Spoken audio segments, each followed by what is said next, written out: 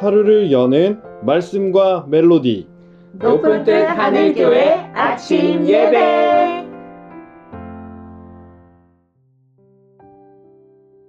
(8월 11일) 화요일입니다.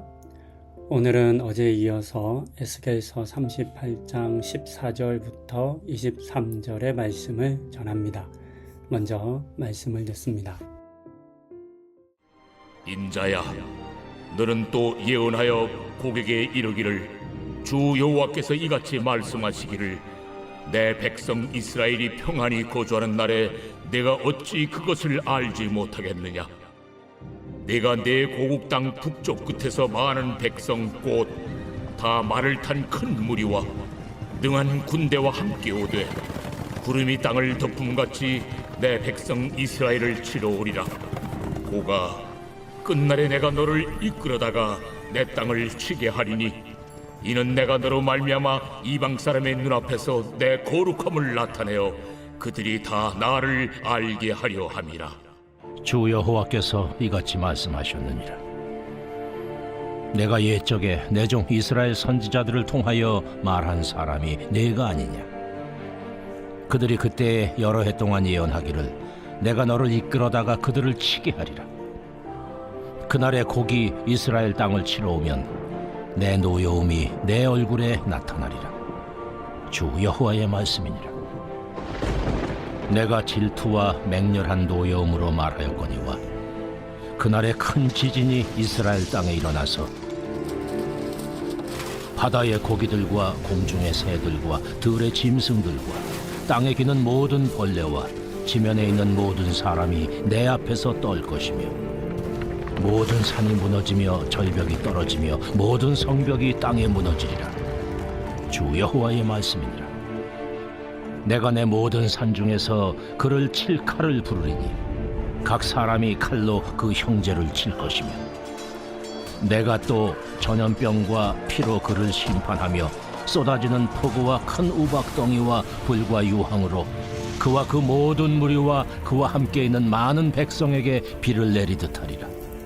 이같이 내가 여러 나라의 눈에 내 위대함과 내 거룩함을 나타내어 나를 알게 하리니 내가 여호와인 줄을 그들이 알리라.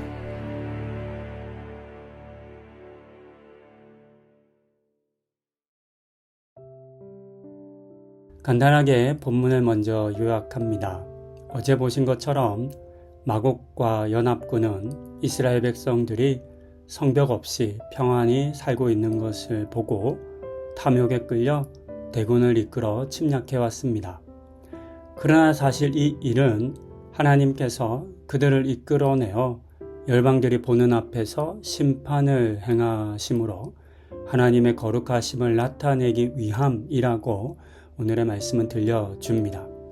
더하여 17절에 기록된 것처럼 곡의 심판은 갑작스러운 사건이 아니라 하나님께서 옛 선지자들을 통해 오래전부터 말씀해 오신 심판의 예언이 성취되는 과정이었습니다.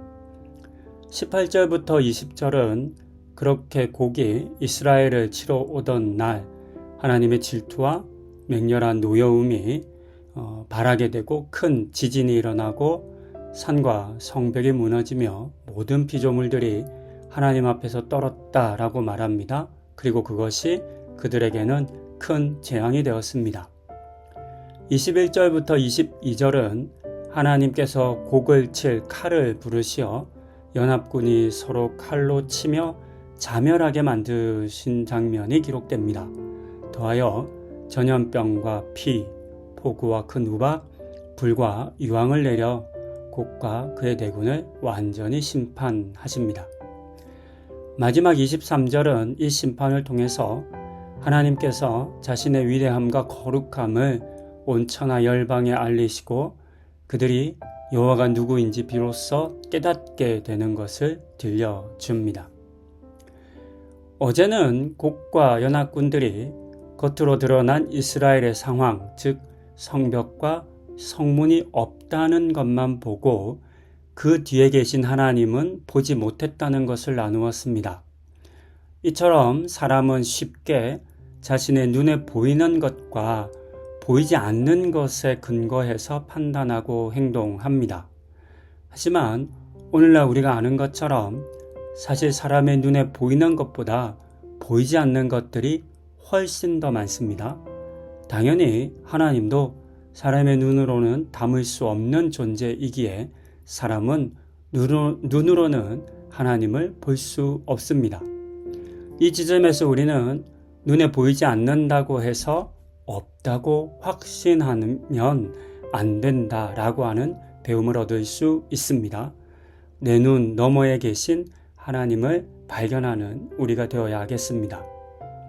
한편 오늘의 본문은 우리에게 하나님의 심판이 마치 예전 출애굽 때 하나님께서 애굽을 심판하셨던 것처럼 각종 자연재해를 통해서 이루어진 것을 봅니다. 여기서 우리는 이 땅의 피조물들이 하나님의 말씀 앞에 어떠했었는지에 대해서 생각해 볼 수 있습니다. 쉽게 말하면 피조물들은 순종으로 응답했습니다. 본문에 기록된 피조물들은 창조주 하나님의 명령 앞에 의문을 품거나 왜? 라고 묻거나 내 생각에는 이라고 말하지 않았습니다. 말씀하신 대로 순종했습니다.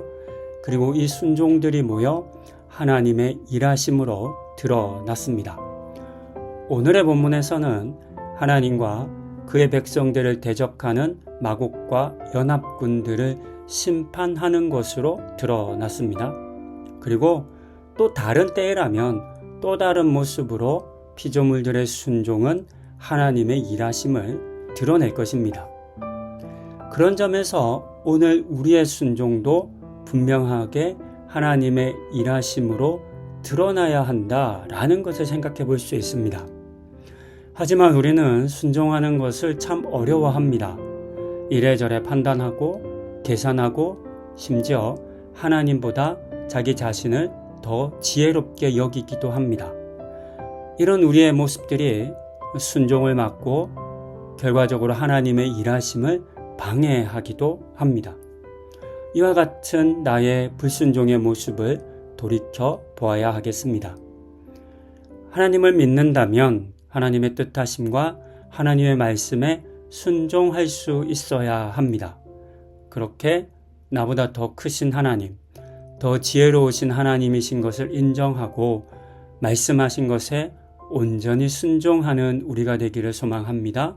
그리고 이 같은 우리의 순종을 통해서 이 땅에 하나님의 일하심이 온전히 드러나기를 또한 소망합니다. 그리고 이런 삶을 함께 살아가기를 다짐하는 우리가 되기를 또한 바랍니다. 기도하시겠습니다. 하나님, 어제에 이어서 보이지 않는 하나님께서 어떻게 곡과 또 연합군들에 대해서 심판하셨는지에 대한 말씀을 읽습니다.